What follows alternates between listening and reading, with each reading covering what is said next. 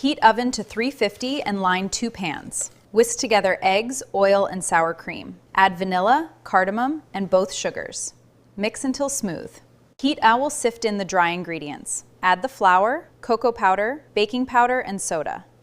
Stir gently just until combined. Mix until smooth. Pour in half of the hot coffee. Stir gently, add the rest, and whisk until smooth. Divide evenly between the pans. Bake for 25 to 30 minutes. Cool completely. Now we'll melt the chocolate base. Add the sweet cream and honey. Stir continuously over low heat. Melt until it's perfectly smooth. Whisk in the cocoa powder and sour cream.